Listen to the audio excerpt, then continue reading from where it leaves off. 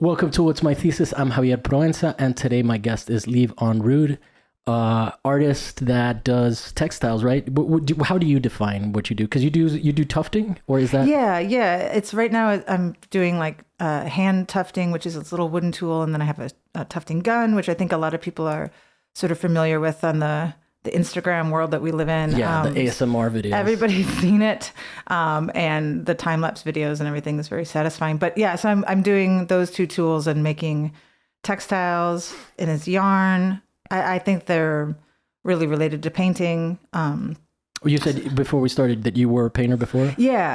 I did my whole like MFA and everything in painting. So up until about 2011, I was just making paintings, and then kind of through a series of like I had found this rug that my grandma made when I was back in Wisconsin, where I'm from, and then that kind of led me into like making paintings of this rug. And then I was like, how do I make this? And so I looked it up on the YouTube, and then I kind of figured out this one method, which is rug hooking. And so I did that for about, I don't know. What's rug hooking? So that's basically like cutting up fabric, and then there's a little hook that you pull the fabric through the backing cloth. So I was using like burlap, kind of in reference to these.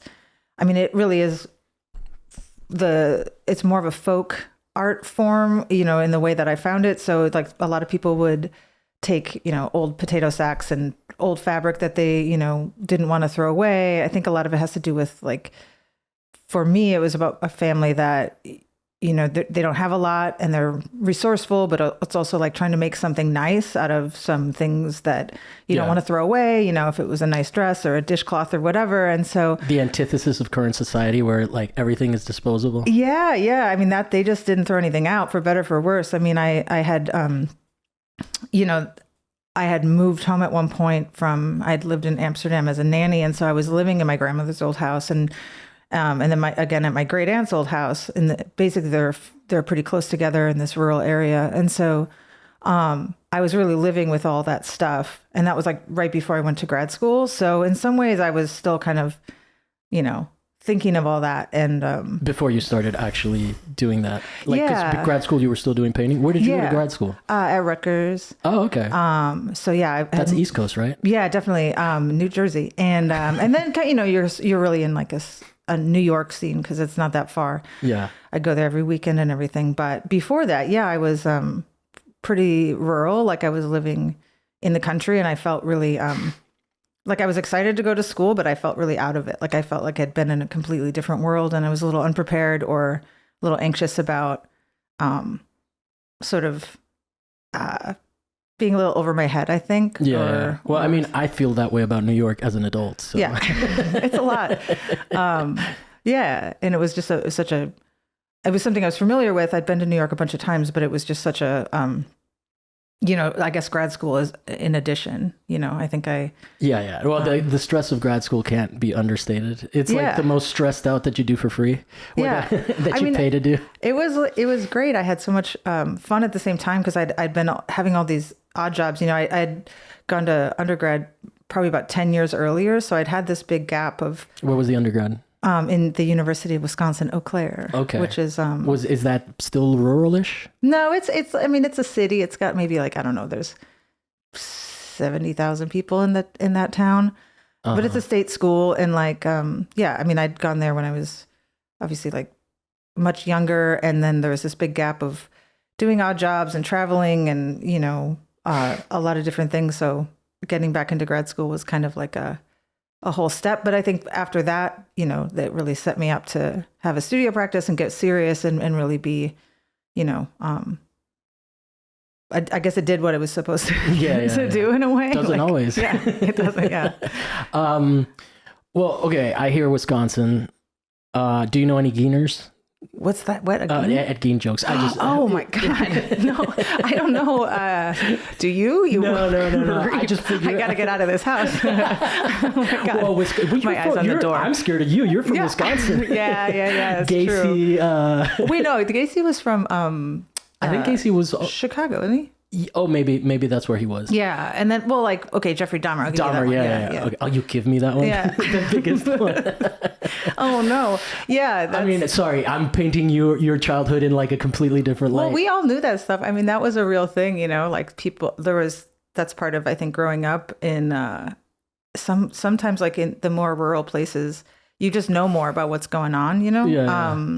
And so bad things happen in the cities, but in the country, you're like, did you hear? And then you know all this stuff. I mean, that was all national news stuff, but I definitely, you know, lived through that I think I was 12 when all that stuff happened with Jeffrey Dahmer. So I definitely remember that and the news. And then a friend of mine from college at the University of Wisconsin, Eau Claire, made a film about it, and it was on Netflix, and it was super weird because the show that just came out, or was it a documentary? It was a documentary one where he didn't. It wasn't gruesome at all, but it was like he was replaying as Jeffrey Dahmer, like my friend Andrew Swant, and then so it was super weird to go to the movie and then see that. I was unexpected, but anyway, it's all part of the zeitgeist there. Yeah. I mean, so I wasn't out, like I didn't impose my interests on you. That you grew up with somewhat of a curiosity about this. Yeah, stuff? I don't think I had the punchlines of the Gainers or anything like that. I don't remember any right now, but they're pretty funny. That was I mean, he was not that far. The Plainfield, Wisconsin is probably 20 minutes from my parents' house. Yeah. So I used to go for a while. I was doing welding and stuff, and I would go to this scrapyard in Plainfield, and I would it was kind of sketchy because you know you go and it's like there's one other person there maybe who runs the place, and then they just looking at you because it's like, oh, it's like a woman. What is she doing? Digging. And I was just getting metal to make stuff. It doesn't matter, you know. It's like, who cares what I'm doing? But it felt there's something a little off. Yeah, when you think about it. You know? Of course, yeah. But there's plenty of nice people in Plainfield. Well, it's like to me, it's sort of like people that grew up in LA during the 90s. Like I meet them and like they're just regular people. But when I was living in Miami, I figured that LA was all gangbangers, and you know, like what the media shows you. So I'm sure that there's a lot more to Wisconsinites. I apologize for framing you like that. How dare you? Yeah, I know. Okay, so then what brought you to LA, and like did you immediately start a practice once you got out here? It was a little bit so like over the years. I mean, so I'd gone to grad school in the East Coast, and then I had moved back home. I had a relationship that I was, you know, going back to, and it took a little bit to get out here. But I think I just sort of, New York was, I feel like a little bit that I felt a little too old for New York in some ways. Cause in my 20s and my 30s, I was like, New York, you know, but then I really was excited about LA, like the vibe out here, the weather, and the kind of like the pace of things where you can kind of settle back a little bit. Like you can have like your backyard, and you can go and kind of, it's a little bit more, you can have it fast paced if you want to, but there's also a little bit more of like a chill thing that I feel like was a little bit more sustainable for me at that point in my life. And the partner that I had at the time was also disabled, like he had broken his neck. So, you know, New York is a completely inaccessible city. Wow. In every way. And it was imagine. Impossible. And I was like, dude, I'm going to end up in jail out here because I'm going to punch somebody in the elevator who like should not be, you know, you go in the subway and you're trying to get on the elevator, and then you get to the door and this guy's in a wheelchair. We're trying to get on. And then everybody gets on totally able-bodied, sitting on their phones, not paying attention. And I'm like, I don't know if I could do this every day. You know, I think I'm going to pull somebody off this elevator and like, you know, point where the stairs are. Cause that's what I would do. I'd be like, I'd take the stairs, whatever. Yeah. So it was more accessible out here, although there's still many problems in Los Angeles related to that, but that's how we got out here. And then, you know, we're no longer together, but I think that LA has been like over the past, I guess it's been 11 years or something. It's just really been, it's sort of someplace I'm realizing I'm like, this is where I want to live. It's the longest I've ever lived anywhere. So it's just sort of, me too. It takes a little bit, you know, to get organized, especially because I didn't really have like all my grad school friends moved to New York. I didn't really have like a set here, and it took a while to make friends. I think it's like, it's such a spread out city. It just takes longer. And people are super friendly, but finding people that you consistently hang out with that are your friends are, so it can be less lonely than New York in that sense, where like you can go out as a new person in town and constantly meet people. Then you make plans and you're like, oh, they fall through, because you feel like you're trying to date friends. You're like, call me. Here's my number. And then they end up kind of disappointed. Like, they don't call. Or they end up being like, oh, I got plans this weekend. Sorry, But yeah, it is an interesting thing. It took me I've been here since 2008. I don't know anybody that I knew back then, that of the first few friends that I met, like people just have so many different lives and they're in their, especially if you meet people outside of the art world, they're in their own community. We are in our own art world sort of bubble. So it kind of ends up being difficult to navigate that. But yeah, I think ultimately you can't find your people. I think also one of the things that I think is interesting about LA is that it's almost perfect for like introverts, because you can go out and socialize, but you can also like stay home. Like it's like make it, planting stuff in the backyard. And I think the nature and the way that you can actually get out of the city too, if there's like, you can just get out of here and be in a completely different environment in like an hour or two. And I think that makes it pretty sustainable over the years, where you can get a little burned out on it, but then you can be like, all right, I'm gonna go to the desert or to the beach or whatever. What burns you out in LA? That's an interesting question. I don't know. God, obviously traffic, everybody hates it, but just, okay, like I just said, I was in Europe and everything, and it's like just the pedestrian culture there, the way that, you can actually, what I would like to do more often is walk someplace, you know what I mean? And totally. Not be stuck in the... I did the Hollywood where Jeffrey Deitch is and Regan and all of those places, and I was like, this is the most walking I've done in like forever, especially if we're going to see art. Which is so what's hard. Nice about that place. It's so hard. I wish there was. I'm always advocating for. I wish there was like a party bus or some kind of bus scene that would like take people. You just pay a certain fee, and then the whole night you're all going together, because it's so bizarre that everybody arrives, I try to carpool, but essentially everyone's just driving around looking for parking at the same place, and then we all and then we go to the next place and we're doing the same thing. It's just it's bizarre. But so I think that burns me out. I think that ultimately, because I also live right by Dodger Stadium, so I'm not gonna, people get really loud, protective of the baseball team and everything, but the Dodgers, that's a tough one, man, because it's like, even today I know there's a game and I'm just like, I have to think about my whole day as it relates to like, when should I not be in my neighborhood? That's hard because it's such a scene. What were you doing out in or I assumed Amsterdam? I was there. You went for your trip. Yeah, we went to Amsterdam, and then we went to Lisbon and Porto. So Amsterdam, I had been a nanny there 20 years ago. And so my partner is a really big bicycle advocate and pedestrian advocate and architect and all these different things. So I was thinking, well, someday I'll take you to Amsterdam, we'll go back. And so, we just kind of buzzed around there for a couple of days. And then we went to Lisbon.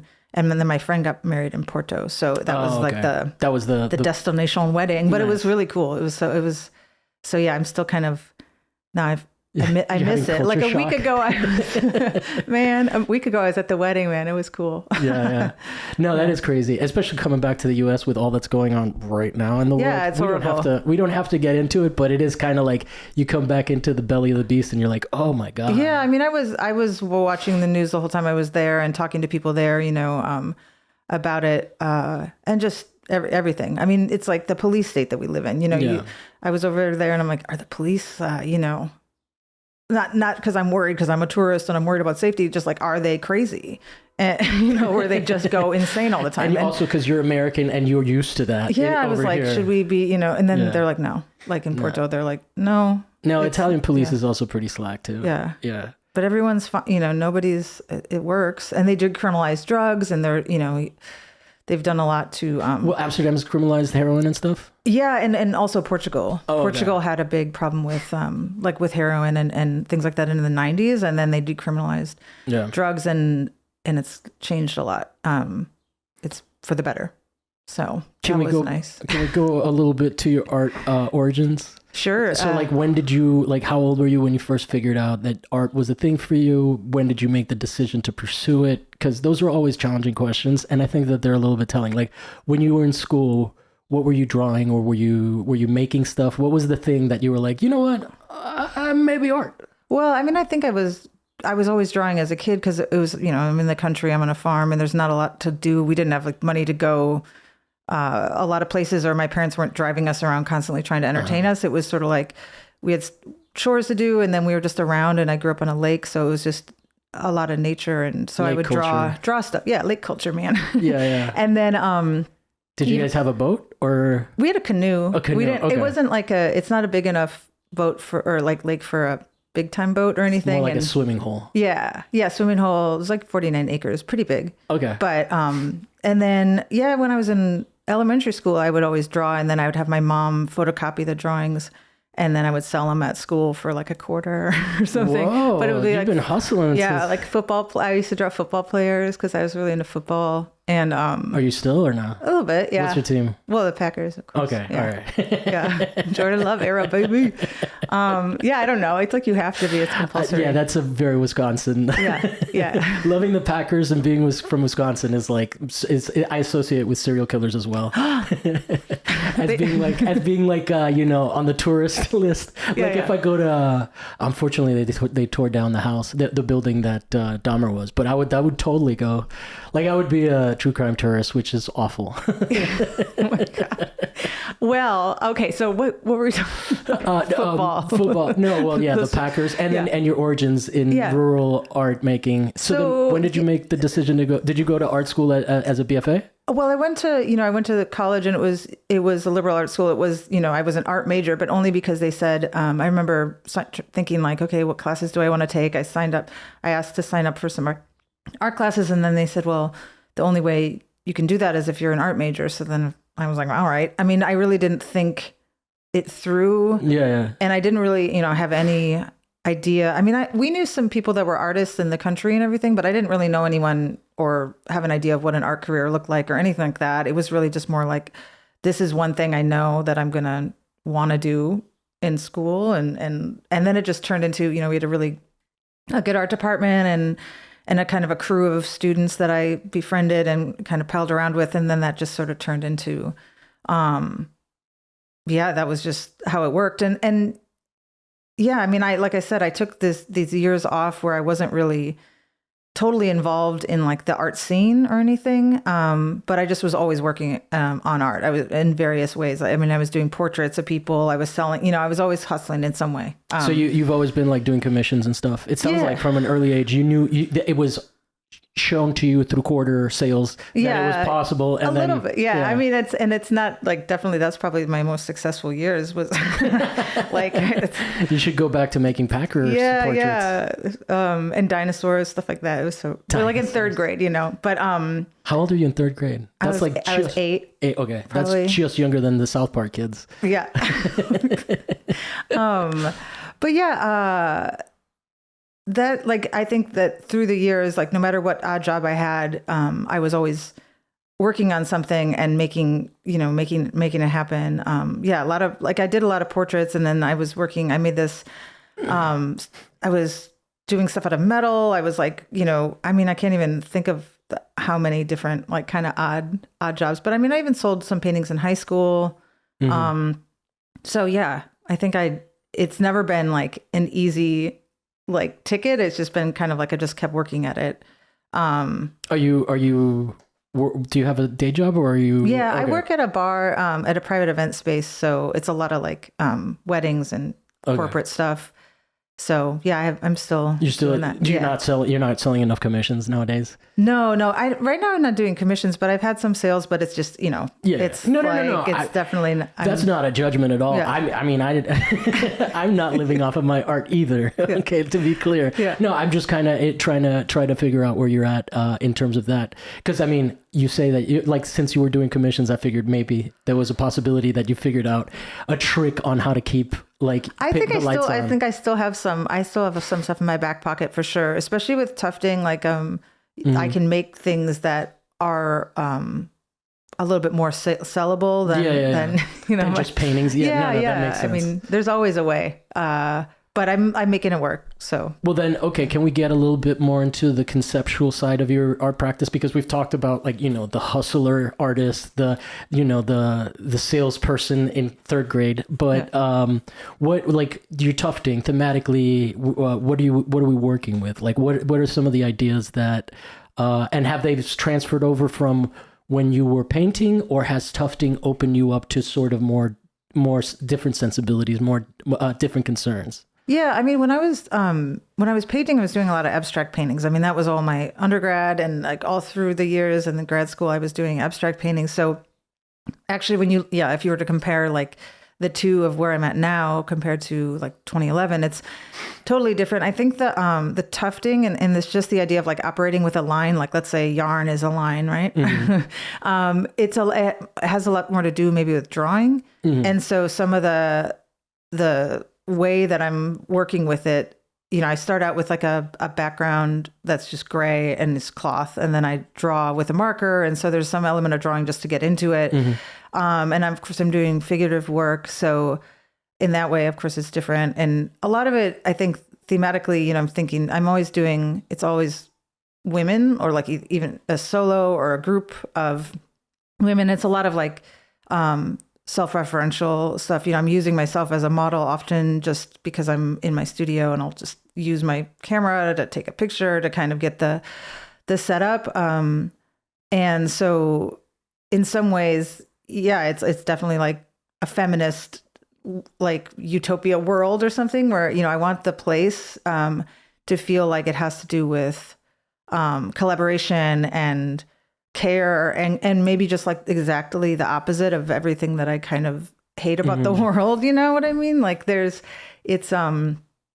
think it's a kind of a daydream of a place that is where things are alive, and where there's a respect for each other and for the earth. And I mean, I want them to, some of them operate from a place of like memory from different trips and different things I've done, or from like growing up in the country on the lake and birch trees in the fall. That there's specific things that I'm putting into the piece that I think are personal and that are part of my story. And then everything that's happening like inside the bodies can be a little bit more like day to day, something that I'm seeing as I'm walking around, or there's a hawk in the Elysian Park or wherever, because we live up there. So there's always like things that I'm incorporating that are just from my day to day experience. Well, it's interesting. First of all, like, obviously I'm a guy, so I don't have a lot of some of the things that you're saying are inaccessible to me in a way about like, and what I mean by that is like, I would never fantasize of a world with only men, and I think that speaks to why nobody would. Wait, no, that's what I'm saying. It just sounds like awful. So what I'm saying is that like the fact that even somebody would be interested in just not having men around, I understand that better than the idea of like no women, like know.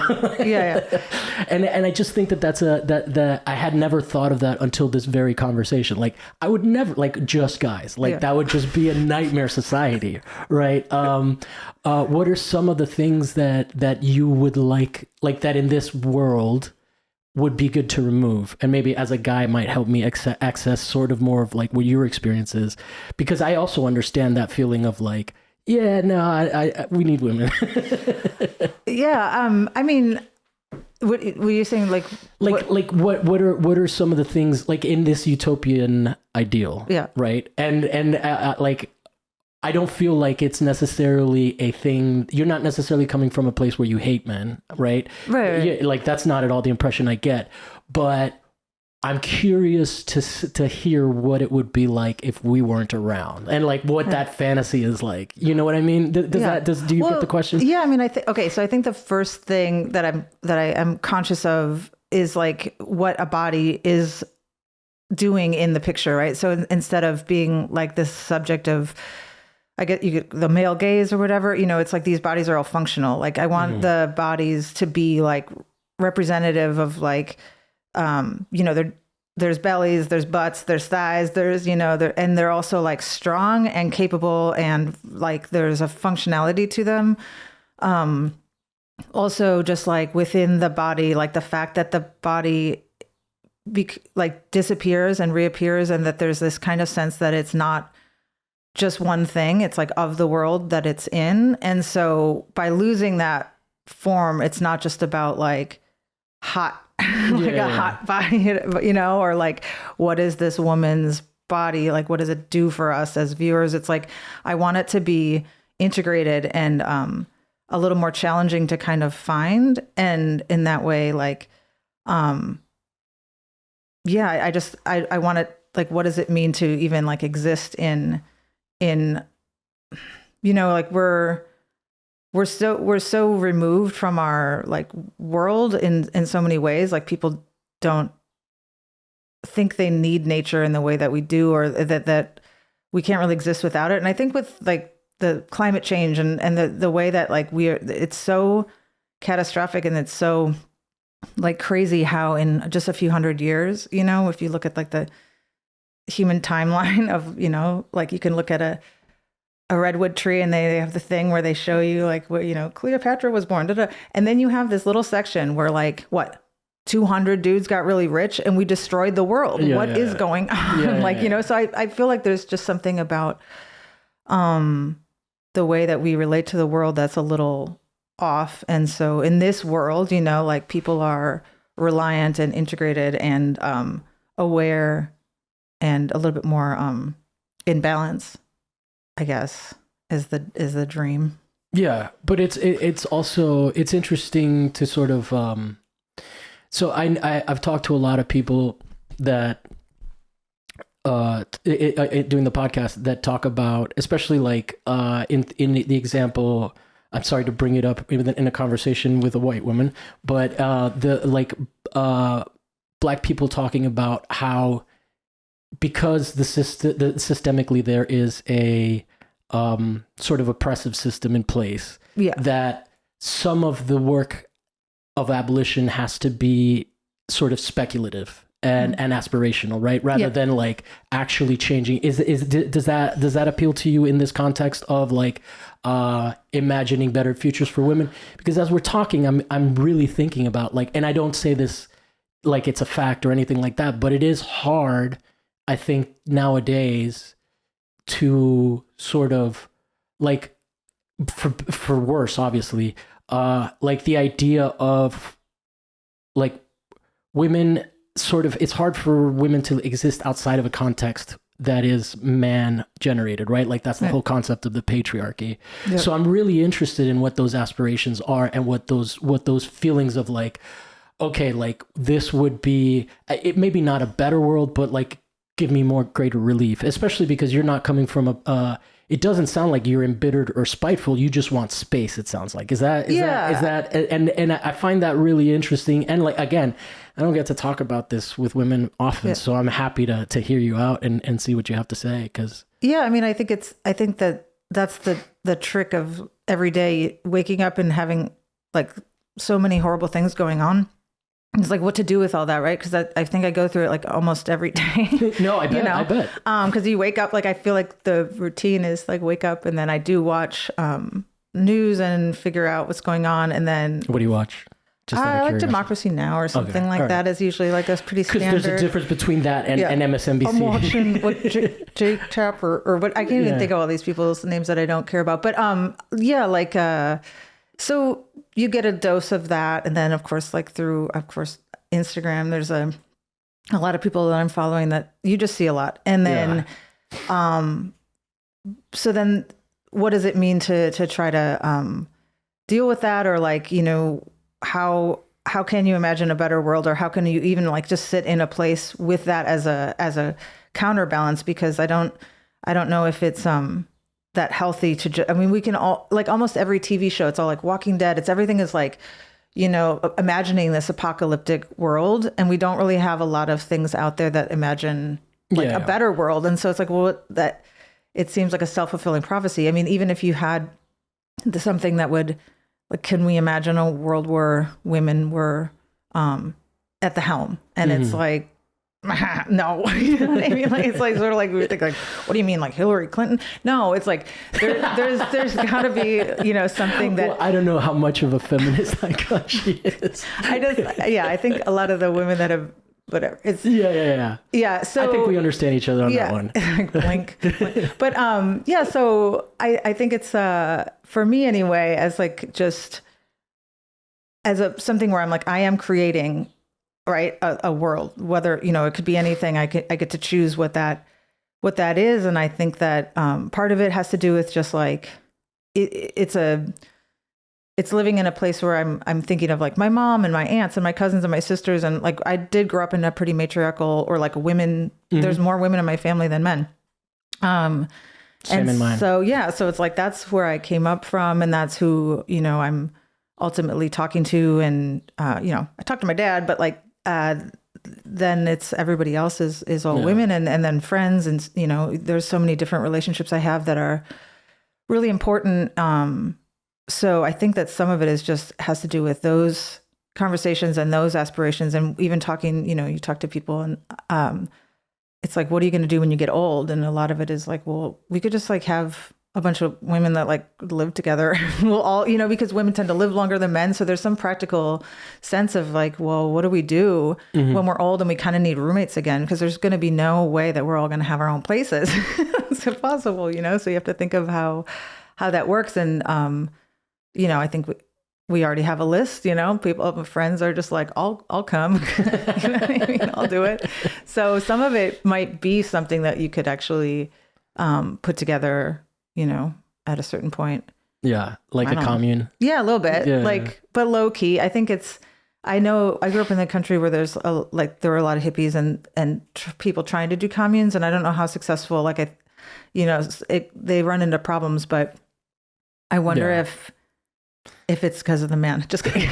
Well, that's it. I don't have a problem asking that. Yeah. I mean, usually when you get into that, like, immediately I think about cults, right? Yeah, exactly. I know. And those are just like harems, essentially, you know?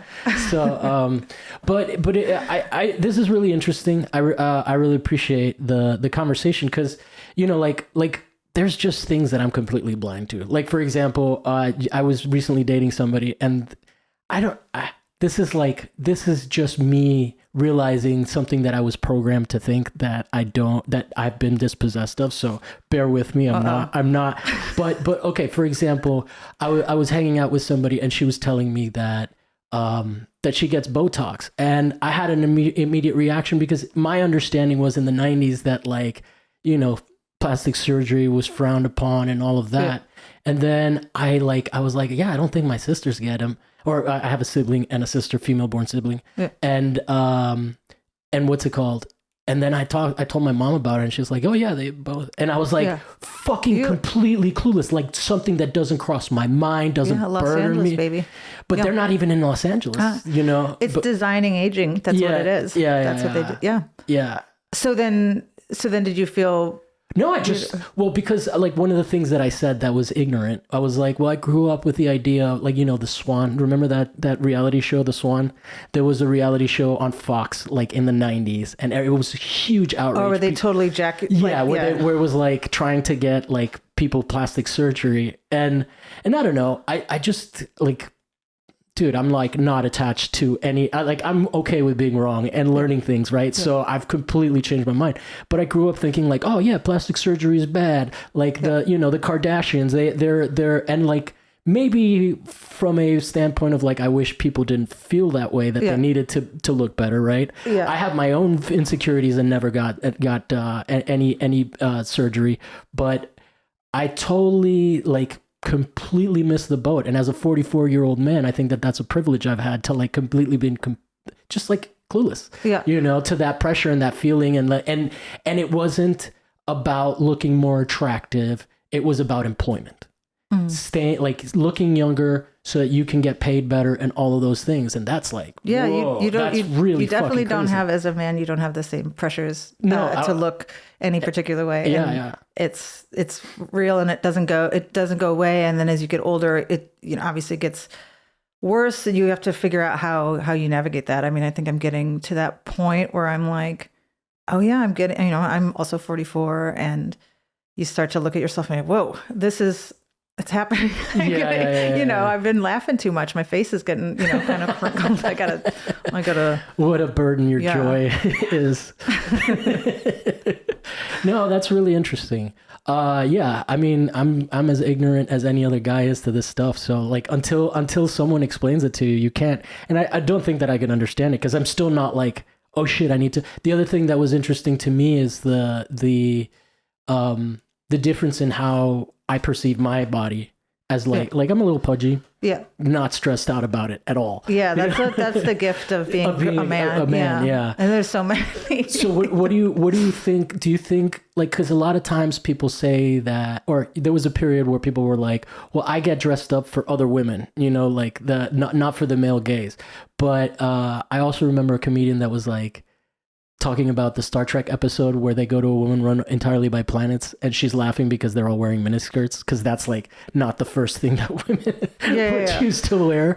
Like, so I'm really interested in like, what are so we've got the male gaze, right? We've established that. Like, is there anything that you can impart to me and the guy listeners of this podcast this list? No, I mean, you don't need to represent all women. I'm just saying for you in terms of experience. Like, are you going to play I'm Every Woman for the intro? But so I mean, I think that so I had this show called Ladies Island in New York in February. It was a solo show, and I was thinking of like what it means to have, what is a Ladies Island? Like, it sounds like it's like a discount drink, it's like Ladies Island Thursday night. And I kind of like that, I like the idea of like what it invokes, like what it means to be Ladies Island, so there's like the Amazons, right? So they're like the warriors, because of course an island of women would be like an island of men, of course, right? Like they're going to be fighting and beating each other up in like hot outfits, like Xena stuff or whatever, or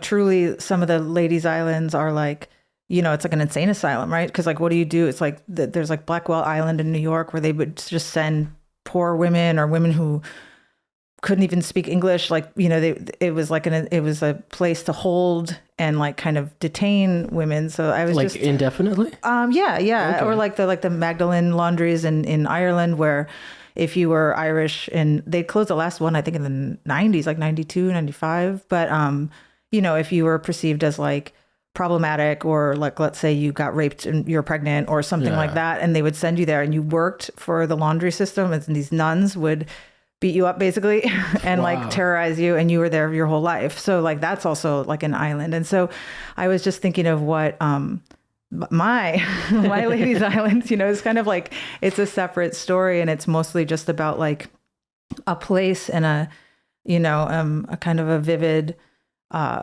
place, and it's restful, and it's vibrant, and it's maximalist, and there's like so much going on that you can't see it all that kind of stuff. Like I like making, we were talking about blind spots earlier, but like something where it's like a blind spot where it's so much that you can't tell what's going on. Like like sometimes in nature, like one time I was scuba diving in the Red Sea, and it's like this coral reef where I couldn't even tell what was going on, like, and I almost like couldn't breathe because I had to come back up, because I was like, I don't like, hold on, I was really hyperventilating, but that's kind of what I want. I want everyone to hyperventilate and pass out. So you want, and whoever survives overstimulation in Ladies Island? Yeah. Okay. Sure. That was not where I expected this to go. I expected like, free abortion kind of, I'm kidding, obviously. Yeah. Like those are the hot topic, like the big headline grabby things, but I'm actually interested. I'm glad that you gave me a more subtle and nuanced. Like the women in Ladies Island definitely would have control over their bodies, Yeah. And for sure. I would hope right. So. Well, the other thing that I always find interesting about utopian societies, because there was like a period, during like early 1920s and stuff, especially like there were a lot of like self-contained sort of utopian societies where people were trying to break away. Maybe not. I mean, this is like maybe not so hippie infused and more, because I'm thinking about more like European places. I can't remember any of the specific examples that I'm thinking of, but it's like also those things kind of like. It's so interesting, the idea of how you structure a society, right? Like how you make utopian stuff. And I think that there was a period where like historically where all of that stuff kind of fizzled out, you know, in the 70s, like with all the borderline cults that kind of were communes or what are they called now? There's like a PC name for cults so that you're not like alternative religions or something like that. But what I think is interesting about what you were saying is that there is a push in science fiction. I think William Gibson, who's a really famous science fiction writer who wrote, now I'm confused. I think he wrote Pattern Recognition and a bunch of really famous books. But and he invented the term cyberpunk and all of that, right?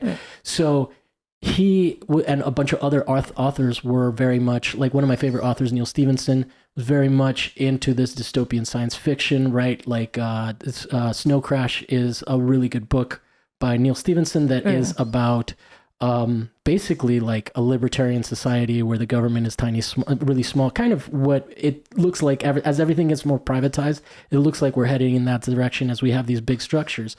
And one of the people that really loves that book and is trying to, like, literally called his company after a concept in the book is Zuckerberg, the metaverse, right?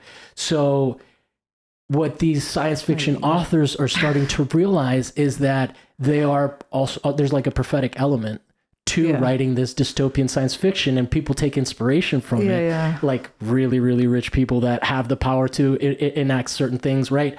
And so there's like a push to sort of make it make utopian and speculative. What is it called? Ambitopian, I think is a term that I've heard recently too.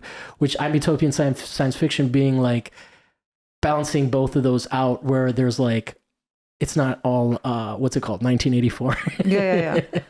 You know, and not to bash 1984, those books. I think those books are super, like, in fact, they help me navigate the world, right? But so on an individual level, it's instructional.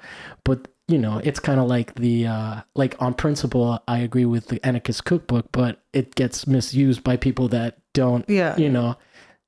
So I just find that interesting, like that there is that sort of like what you were talking about, that prophetic element to just writing fiction, right? It sort of embeds itself, and we do get these like apocalyptic scenarios like Walking Dead and stuff like that, and it becomes our entertainment because we kind of... And then you look around and you're like, this is, I mean, when I walk to my studio, I'm like, this looks a lot more like Walking Dead than it should. Yeah. For a city that has this much money, and you came from Europe. The streets are much nicer and better maintained there. Like, we don't even have infrastructure. People have help there.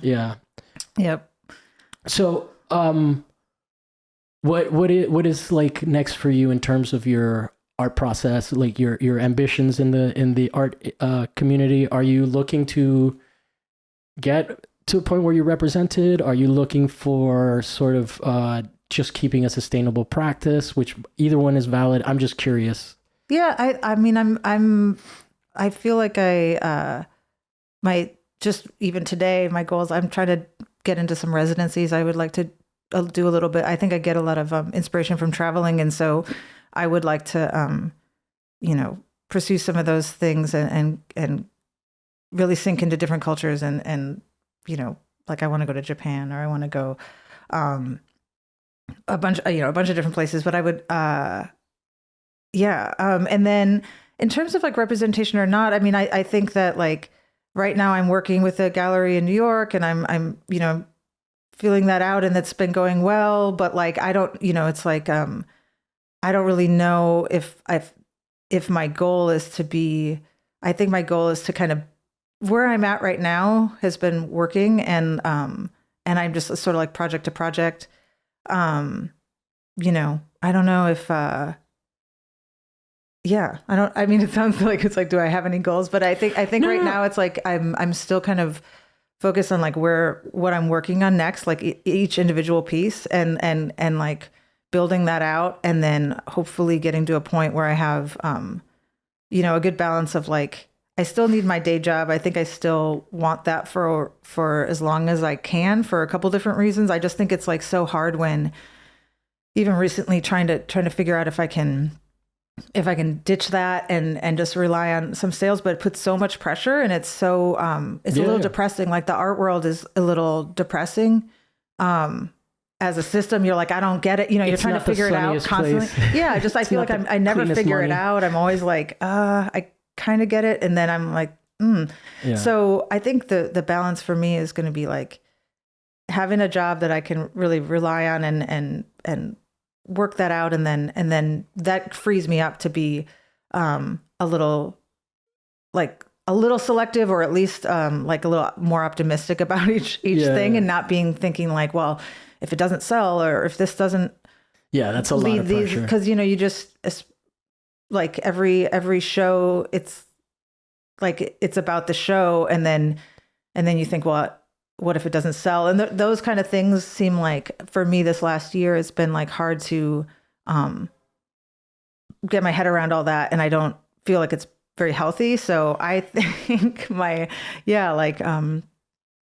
now it's just, I guess my goal is like day to day, just making it happen, and getting to the studio and having like trying to find some balance in my life so that I can be in it for the long run. Cause I don't think if I look back, and it's like, it's a slow path, and I'm plugging away, and the stuff that I work on also just takes a long time. So I think there's kind of even just like the day-to-day motivation of being like, this isn't going to be done for a couple of weeks.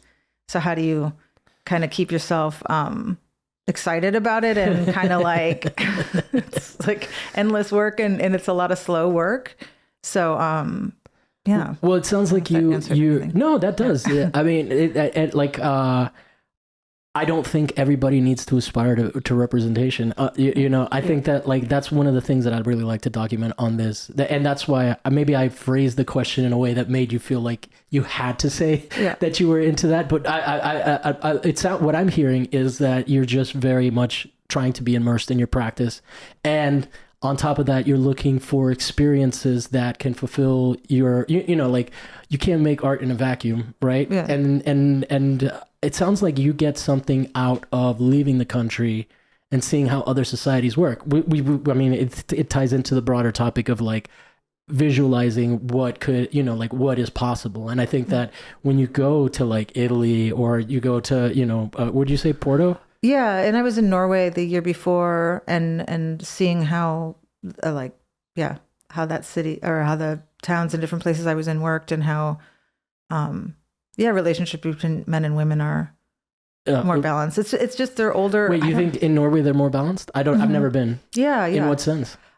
Just generally in Scandinavia, there's just less of that like women and men have better rights and more representation for women, and just kind of like less of it does feel less toxically masculine or something, in a way, like men there don't seem as threatened by the idea, like they're just, well, kind of just practical about it, like, oh yeah, of course, why wouldn't women have power or rights or a voice in this, or a career or anything like that. They've and they have healthcare, and they have education, and I think that plays into a lot of it. And they're just more they take care of people that are, if somebody's, well, like my friend who runs a gallery there, he came to New York, and he just couldn't believe it, because he was like, there were people naked on the streets, and I'm like, yeah, and like New Yorkers are like, yeah, man, that's like whatever, it's the New York, so like, get out of the way. I think it's almost like not a point of pride, but it's like, yeah, man, that's like how it is. And he was just like horrified, because he'd never really, why would you let that happen, is what he was wondering. And it's a good question.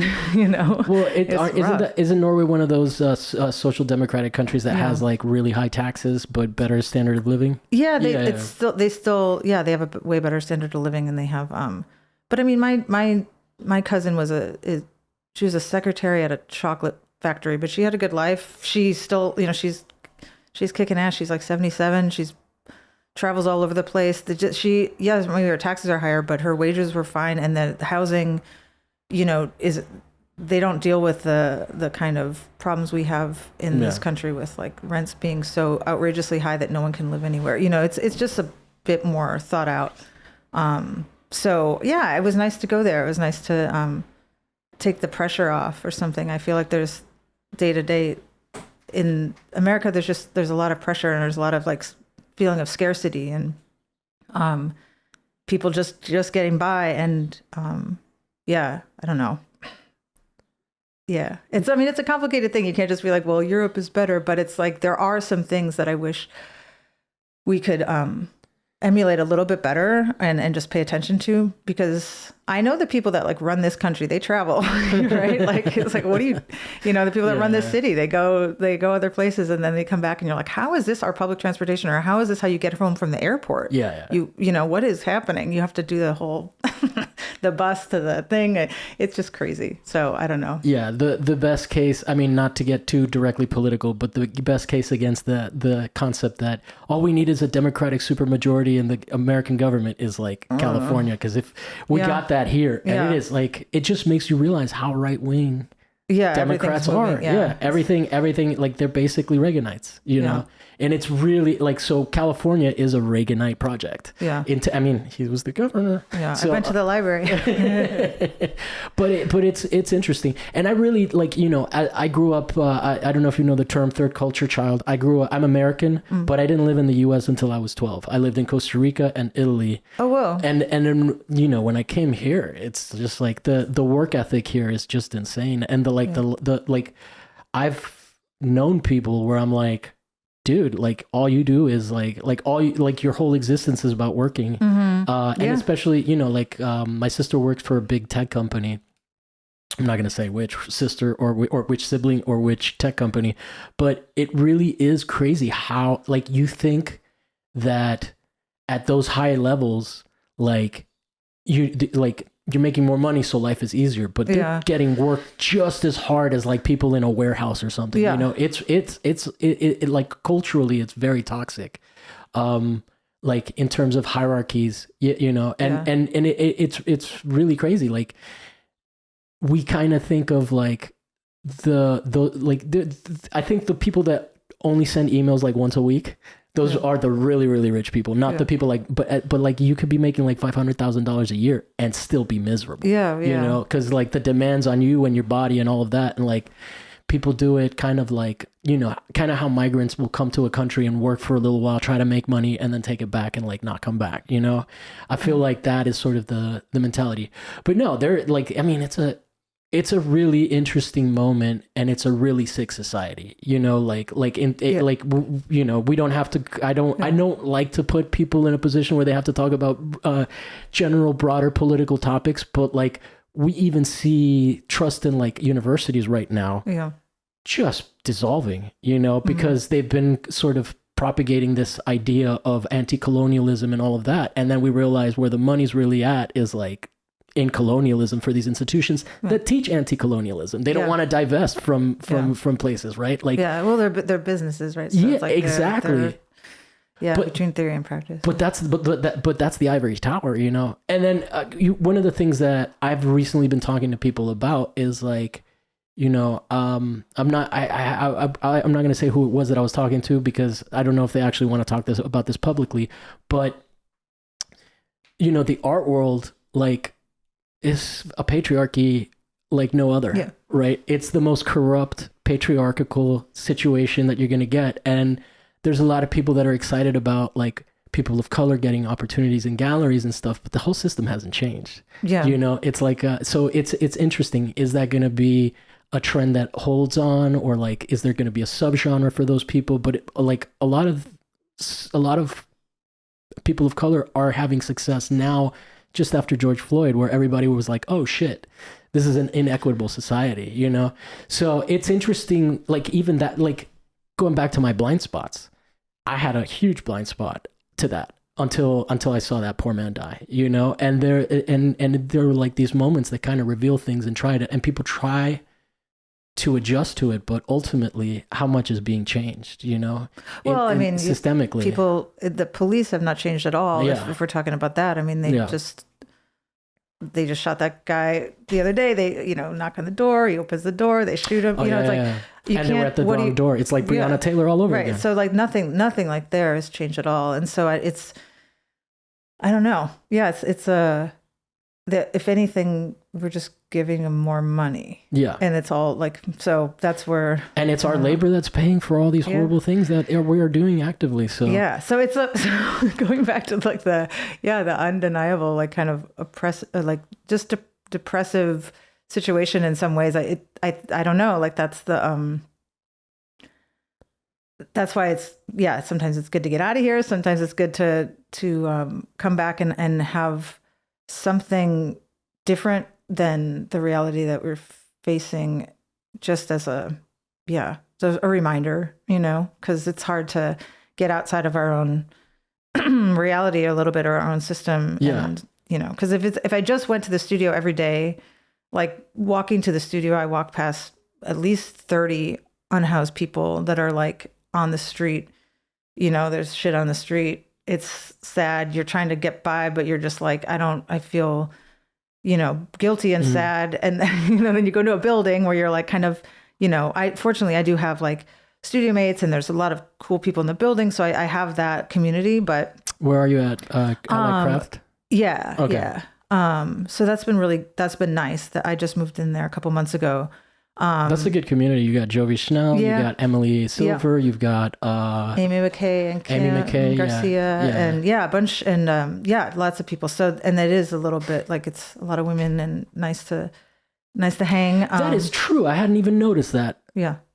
Maybe that is your utopian. There's your blind spot again. But I mean, the previous building I was in was a lot more isolated, and I really felt it. I mean, the whole show that I made, the Ladies Island show, was made basically in like a very isolated and lonely place. And, I think that maybe I'm manifesting the world that I want, or just being around other people and having more of those kind of conversations and stuff. It's helpful. Like it's helpful to...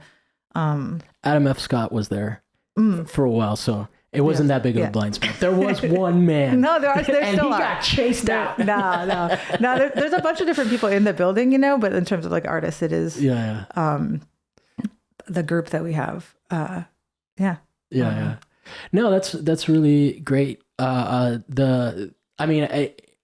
terms of being able to find a little community like that, like I have my own prejudices or my own comforts, right? Like I'm much more comfortable around people that are of Latin descent, right? Mm-hmm. Like that speak Spanish or don't necessarily speak Spanish. Maybe they're first generation or whatever. I'm thinking in terms of Americans or Cubans, but like, Are you Cuban? Yeah. Oh, cool. But obviously not part of the psyop complex that is Miami. my boyfriend's his mom's Cuban. Oh, really? Where's she from? Santiago. Yeah. Okay. Yeah.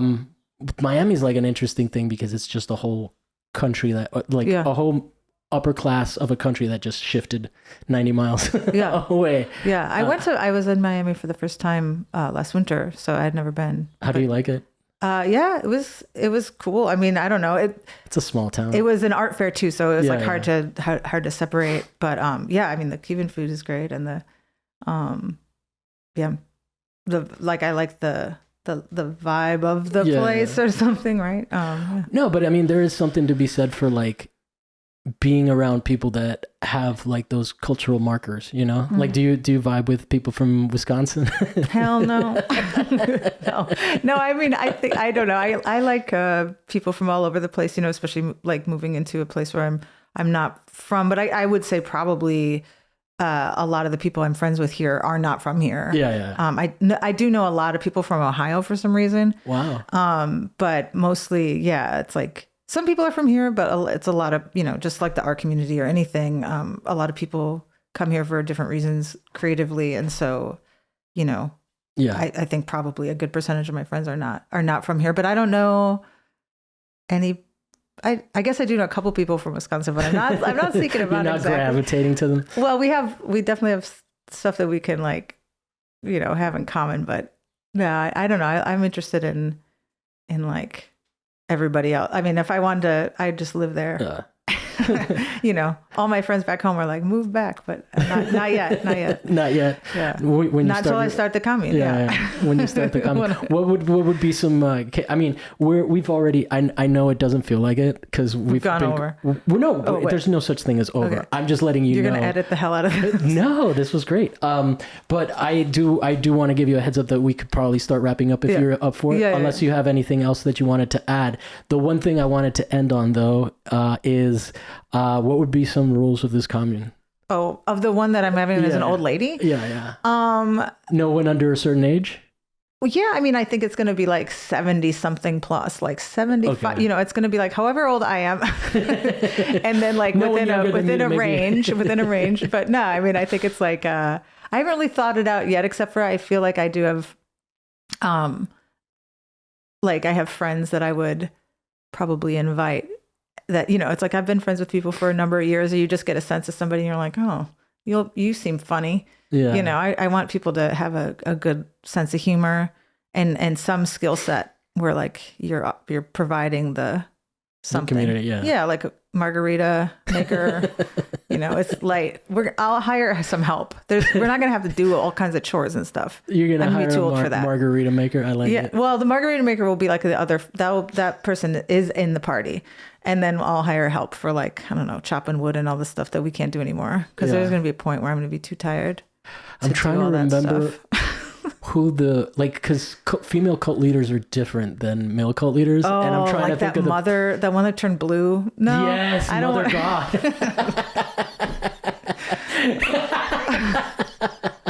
Carry me. No, that's sad. That is like an example of someone who like started doubting herself, and her followers were like, no.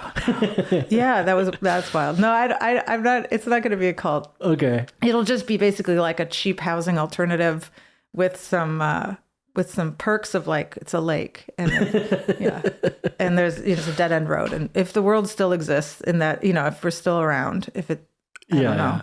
You'll be hoarding gasoline. Yeah, there's like Mad Max. Oh, I don't even. And yeah. water. Yeah. Yeah. And then my brother-in-law is like a cowboy kind of guy, so he can like help out. Oh, so protecting. He's allowed. It's not women only. No, yeah, it's a community. It's a community, but oh man. It's not Ladies Island per se. It's Ladies with a Few Men Island. Yeah, it's like Golden Girls with some cowboy helper. A cowboy helper. I hope that he never cowboy listens to this. I hope that cowboy. I love that cowboy is like your archetype that's allowed in. Yeah, the exact opposite. Notoriously the most feminist. He's my brother-in-law. He's going to be around. He lives down because my sister's building a house like 5 miles away, so they'll be like community. It's not isolated. It's where I'm from, so there's all kinds of people that are around. Anything else that I didn't ask you that maybe you wanted to, in your preparation, you had thought of? It's okay if you don't. I don't know. We've gone through such a wild ride. wonder wheel of things. So yeah, and don't stress it. I know that you're like gonna go home and be like, what did I say?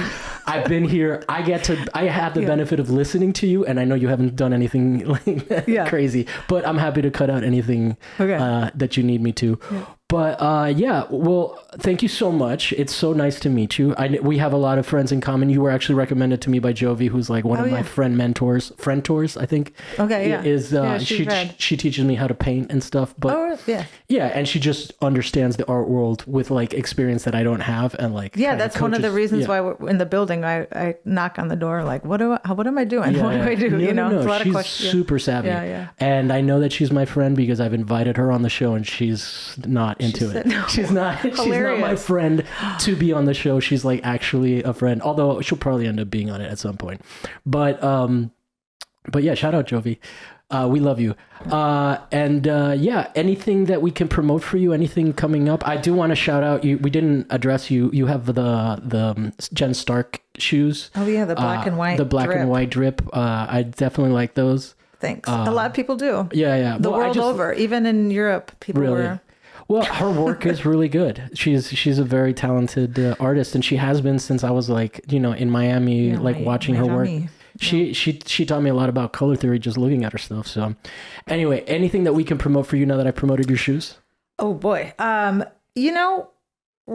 now I'm just kind of working on stuff. I don't really have anything. I mean, to shout out exactly. You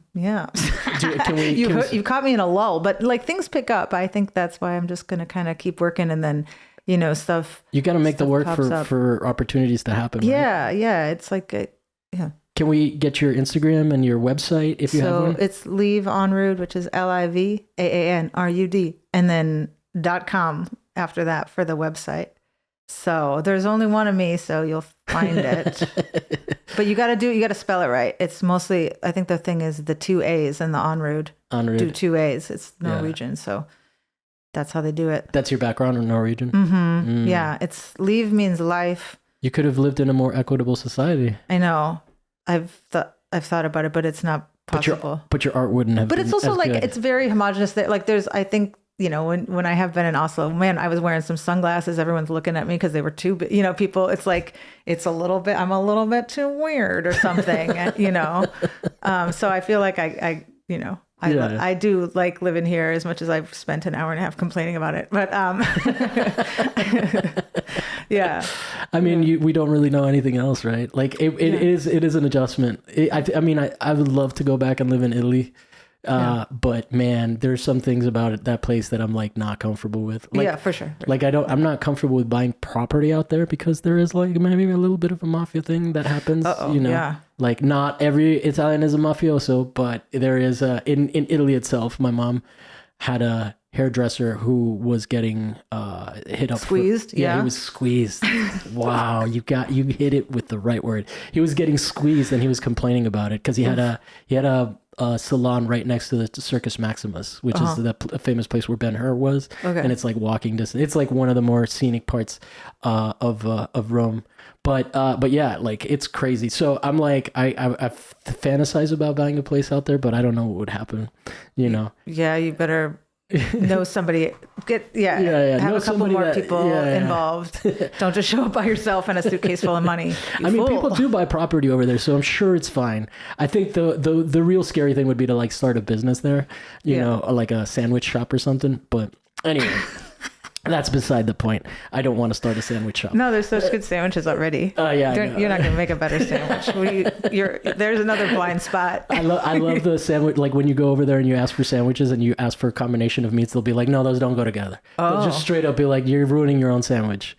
Wow. Yeah. And then like I've had people like deny me cheese. Could I get the Italian BMT?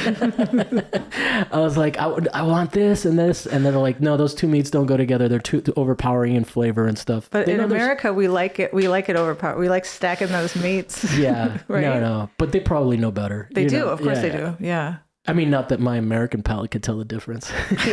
We're going off subject again. Oh, man. No, there's no off subject. Okay. It's what's my thesis. Sandwich. Anyway, we can also wrap up. Thank you so much for doing the show. It's a pleasure to meet you. I really like, I liked having you on the show. I love guests that I'm like, oh, it's already 8 minutes. Oh man. Sometimes it's easier. This isn't even, I talk a lot, so yeah. You got a word in edgewise, so congratulations. You are a great podcast guest. Anybody that talks a lot is always welcome on the show. Makes it easier for me. All right, and then so we promoted your stuff. If you guys liked the episode, please like and subscribe. Comment down below if you have any thing to say, and rate us 5 stars on your audio platform of choice. And we'll be back next week with another guest and another topic that may or may not be art related. Bye. Well.